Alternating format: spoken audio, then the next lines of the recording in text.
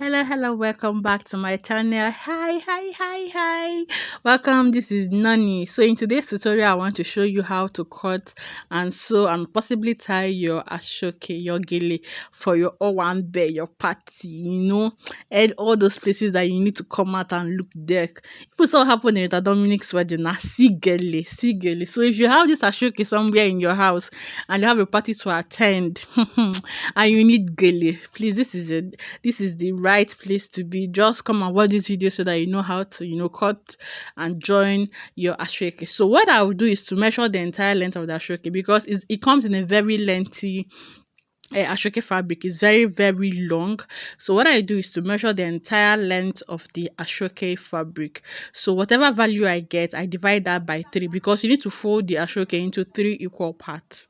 Okay, so whatever you have as the length of the Asoke, make sure you fold it into 3 equal parts. Okay, because we need to join them to get a long width.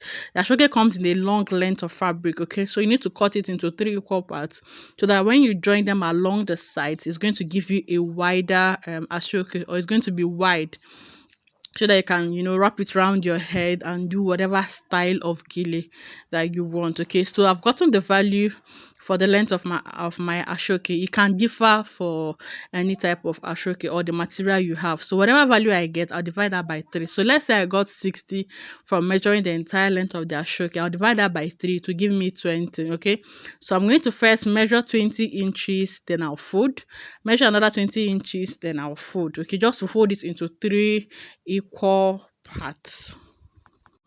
So let's imagine that the length is 60, okay, and I divided by 3, I have 20. So I'll first measure the first 20. Okay, the Asoke is very lengthy for me, so I'm just using 60 to illustrate it to you. So let's say this is now 20, okay, because I've divided 60 by 3. So I'll first fold 20 like this.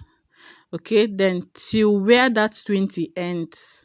Okay, to where the length of that 20 inches that I folded ends, I'll then fold again. Okay, so like so, I now have it folded into 3 parts, and the 3 parts are equal. Okay, so this is how you fold your Asoke. Then you go ahead and cut it.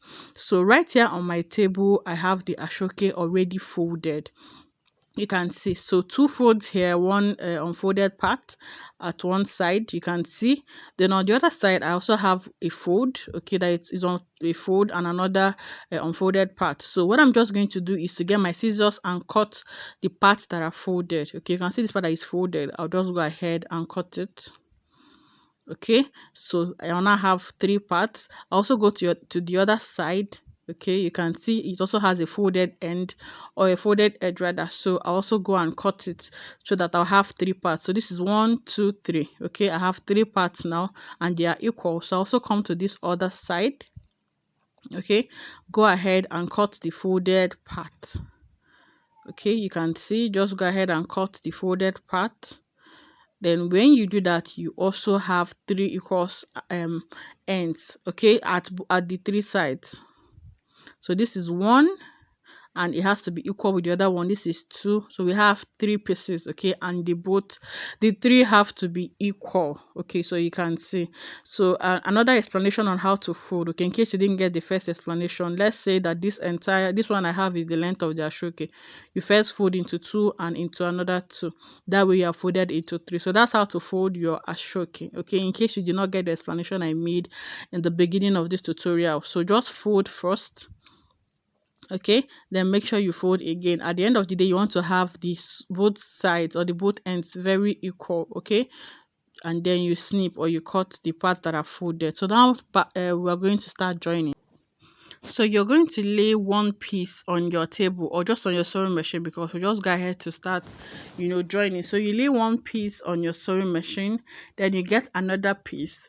Okay, place it on the other one, overlapping it by 1/4 of an inch. Okay, you can also use 1/2 inch if you're not conversant with sewing with 1/4 of an inch. Okay, but you're just going to overlap and run a straight stitch all the way from top to bottom.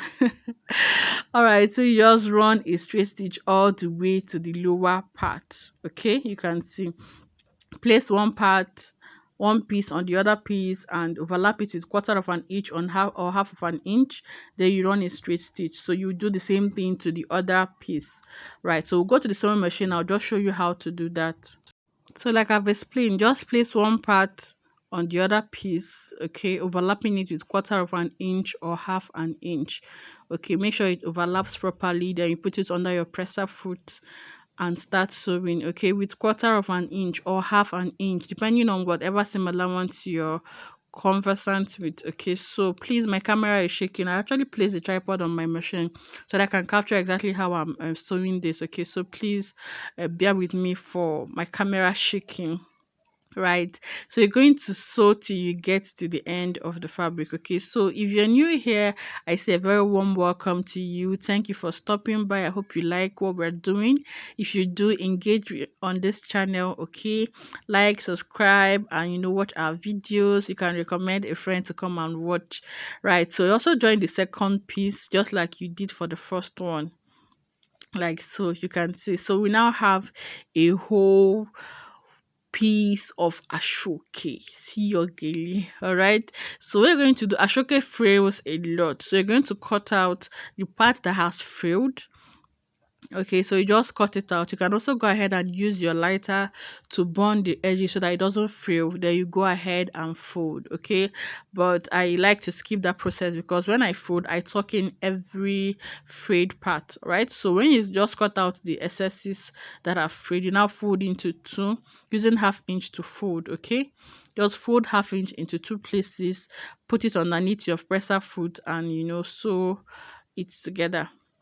Okay, just like we hem the bottom of our sleeves, our dresses, you just hem the sides of the Aso-Oke.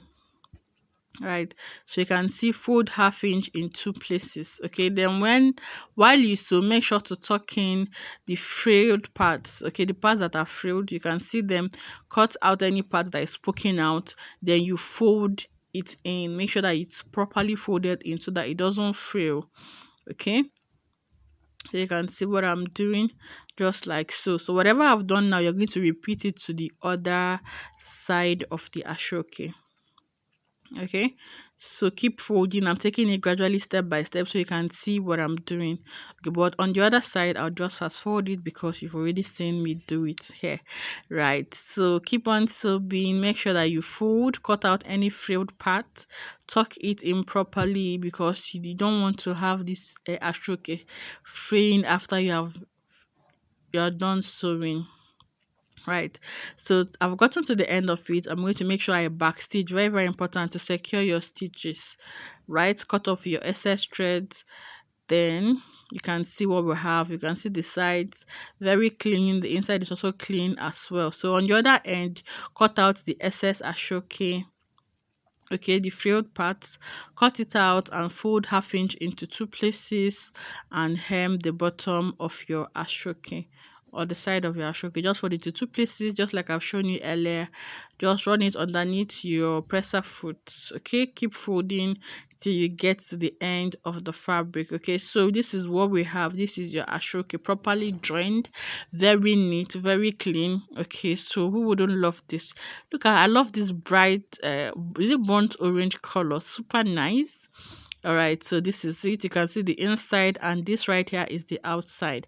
It's looking really beautiful. So you can go ahead, take it to the market, let them fold it or tie it for you, or if you can tie it yourself, also go ahead and tie. I'm so bad at tying gele, but I'm going to try just to show you that this is Aso-Oke that I used to tie gele. Now it's a practical tutorial, so you need to see what I've done. Please bear with me. I don't know how to tie gele. So what I do is just to make sure I just fold a little at the upper part. I'll fold it a little bit, so I have some pleats at the upper part. You can see. Then place the Aso-Oke on your head, making sure that one side is longer. It's very much longer than the other side. Okay, you can see I have a long side and a short side. So I'll take the short side and the long side to the back and tie it, make a knot at the back. This is gele tying tutorial 101. You can imagine a JJC teaching somebody how to tie gele.